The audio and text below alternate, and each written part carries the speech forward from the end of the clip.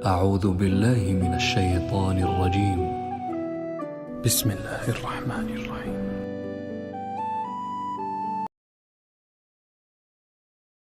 فلما ذهب عن ابراہیم الروع، جب ابراہیم کا خوف جاتا رہا،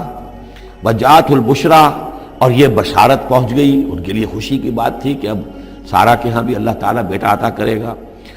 یجادلنا فی قوم لوط، اب اس نے جھگڑنا شروع کر دیا ہم سے قوم لوط کے بارے میں۔ یہ مجادلہ جو ہے یہ تورات میں بڑی تفصیل سے آیا ہے کہ دیکھو تم جو جا رہے ہو، اگر اس شہر کے اندر، ان بستیوں کے اندر 50 آدمی بھی راست باز ہوں گے تو کیا کرو گے؟ کیا پھر بھی ہلاک کر دو گے؟ فرشتوں نے کہا نہیں، اگر 50 آدمی وہاں ہوئے، اگر راست باز ہوئے تو ہم ہلاک نہیں کریں گے۔ اچھا دیکھو، میری کوئی حیثیت نہیں ہے، میں بہت ناچیز ہوں، لیکن میں پھر جرأت کرتا ہوں، میں اللہ سے عرض کرتا ہوں کہ اچھا ہو سکتا ہے 40 ہوں وہاں پر، تو پھر اچھا 40 بھی ہوئے تو پھر ہم ان کو بھی پھر چھوڑ دیں گے، بستیوں کے اوپر عذاب نہیں آئے گا۔ ہوتے ہوتے 5 پہ آ گئے، جس پہ کہ آخر میں کہا گیا کہ اے ابراہیم چھوڑو اب اس بات کو، اب یہ تمہارے رب کا فیصلہ آ چکا۔ وہاں ایک بھی نہیں ہے، تم 5 کی بات کر رہے ہو۔ وہاں تو سوائے حضرت لوط علیہ السلام کے خود اور ان کی 2 بیٹیوں کے اور کوئی بھی نہیں تھا کہ جو ان شہروں میں سے بچا ہو۔ تو یجادلنا فی قوم لوط، اب وہ قوم لوط کے بارے میں ہم سے جھگڑنے لگے، یعنی چونکہ وہ حلیم الطبع تھے،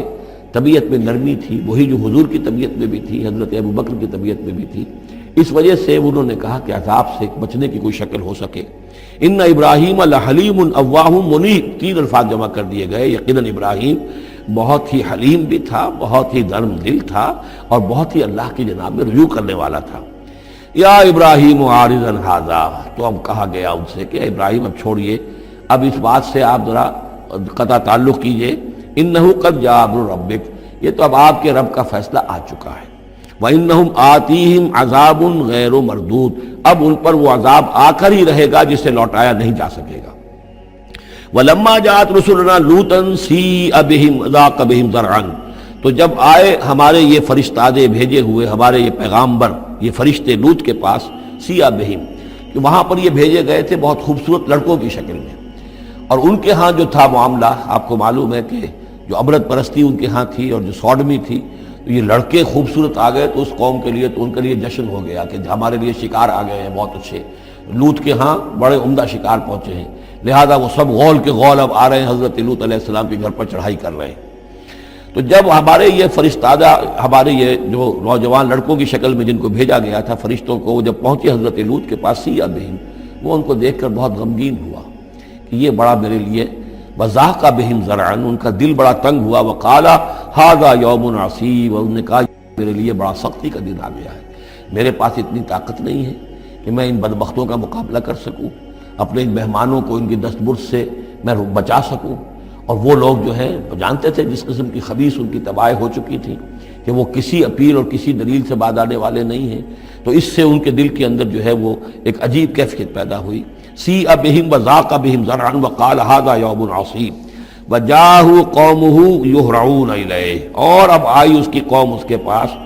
والہانہ دوڑتی ہوئی، بڑے خوشی سے ناچتے ہوئے آ رہے ہیں کہ آج تو ہمارے لیے جو ہے وہ بہت ہی عمدہ شکار پہنچ گیا ہے۔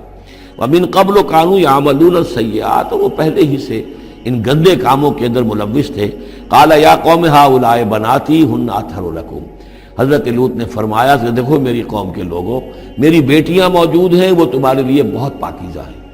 اس کے 2 معنی کیے گئے، ایک تو یہ کہ بیٹیوں سے مراد ہے کہ جو تمہاری بیویاں ہیں وہ میری بیٹیوں کے مانند ہیں۔ نبی جو ہوتا ہے وہ گویا کہ قوم کے لیے والد کی جگہ ہے، جیسے کہ قرآن مجید میں وَأَزْوَاجُهُ أُمَّهَاتُهُمْ، حضور کی تمام ازواج جو ہیں وہ پوری امت کے لیے ماؤں کے درجے میں ہیں، تو گویا کہ میری بیٹیاں ہیں، اللہ نے تمہارے لیے ان کو پیدا کیا ہے، تمہارے لیے جوڑا بنایا ہے، وہ پاک جو ہے تمہارے لیے راستہ اپنی شہوت کی کے تقاضے کو پورا کرنے کے لیے صحیح راستہ اس کو چھوڑ کر، اور یہ بھی ہو سکتا ہے کہ انہوں نے اپنی بیٹیوں ہی کو پیش کیا ہو کہ تمہیں اگر کرنا ہی ہے تو نکاح کر لو، میں اپنی بیٹیاں تمہیں نکاح میں دینے کو تیار ہوں، لیکن میرے جو یہ مہمان ہیں ان کے بارے میں مجھے رسوا نہ کرو۔ قال یا قوم هؤلاء بناتی هن اطہر لکم فاتقوا اللہ ولا تخزون فی ضیفی، تو اللہ کا خوف کرو اور دیکھو مجھے میرے مہمانوں کے معاملے میں رسوا مت کرو۔ الیس منکم رجل رشید، کیا تم میں کوئی ایک آدمی بھی شریف اور کوئی ایک آدمی بھی نیک چلن نہیں رہا؟ یعنی کوئی تو تم میں سے ایسا نکل آتا جو میرا ساتھ دیتا، جو میری ہاں میں ہاں ملاتا، تم میں تو معلوم ہوتا ہے کہ کوئی ایک شخص بھی شریف النفس باقی نہیں رہا۔ قالوا لقد علمت ما لنا فی بناتک من حق، انہوں نے کہا کہ اے لوط تمہیں خوب معلوم ہے تمہاری بیٹیوں پر ہمارا کوئی حق نہیں ہے۔ اس سے معلوم ہوتا ہے وہ دوسری ہی بات ہی زیادہ راجح ہے۔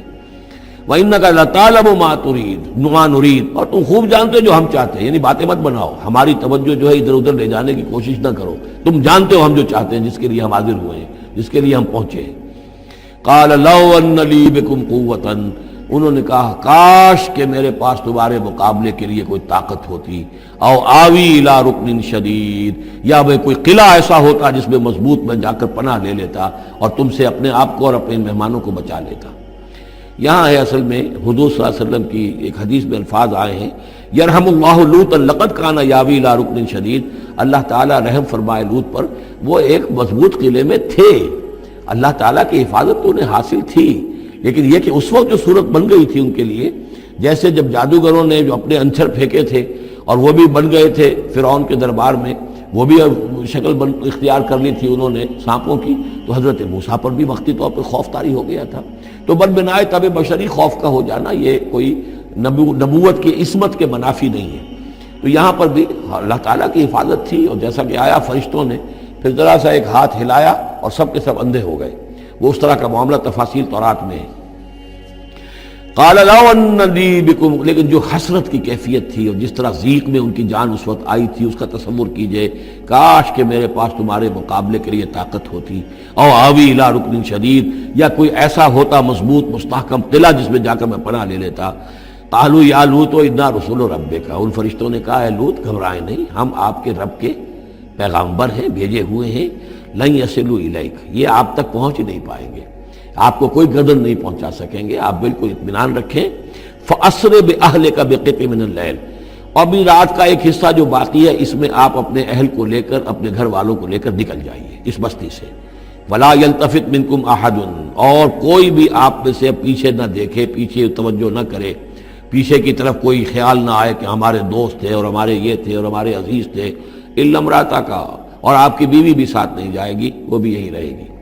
یہ دو بیویاں ہیں جلیل القدر پیغمبروں کی، جن کا ذکر پھر آئے گا بڑی وضاحت کے ساتھ سورہ تحریم میں،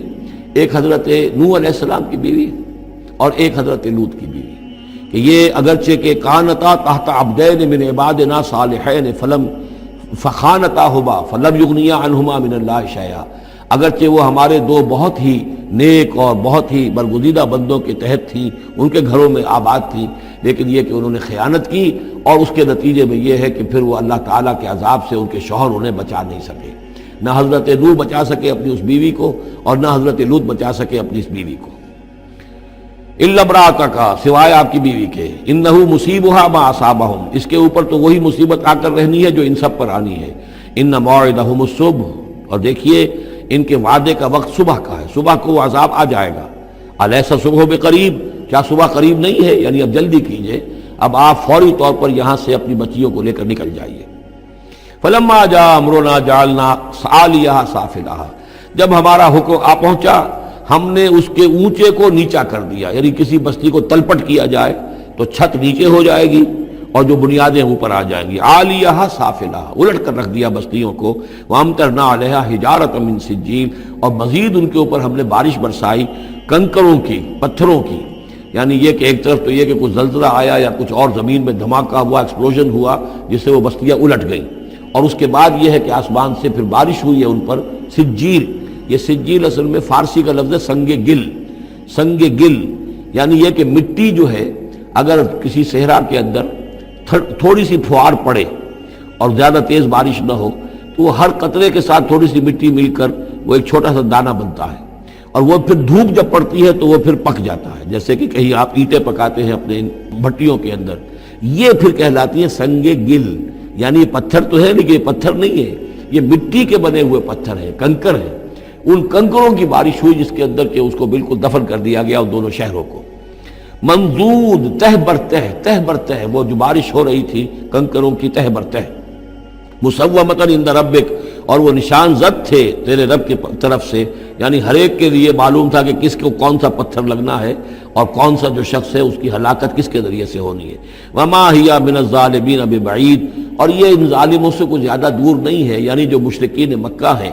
جو قریش ہیں اور عرب کے جو مشرک ہیں ان سے یہ بستیاں کوئی دور تو نہیں ہیں، اس لیے کہ یہ جب جاتے تھے فلسطین کی طرف اپنے قافلے لے کر تو یہاں سے گزرتے تھے۔ قوم سمود کا مسکن بھی ان کے راستے میں آتے تھے، قوم مدین کا علاقہ بھی ان کے راستے میں آتا تھا، پھر یہ عمورہ اور صدوم کی بستیوں کے جو ہے یہ بھی کچھ ان کے جو آثار باقی رہ گئے تھے وہ بھی آتے تھے۔ وَلُوطًا، اور ہم نے بھیجا تھا لوط کو، اِذ قَالَ لِقَوْمِهِ، جب کہ انہوں نے کہا تھا اپنی قوم سے، أَتَأْتُونَ الْفَاحِشَةَ وَأَنْتُمْ تُبْصِرُونَ، کیا تم دیکھتے ہوئے فحش کا حرکت کا ارتکاب کرتے ہو؟ یعنی یہ بھی معلوم ہوتا ہے کہ ان کے ہاں یہ مسئلہ اس درجے گندگی کو پہنچ گیا تھا کہ علی الاعلان مجلس کے اندر یہ حرکتیں کرتے تھے۔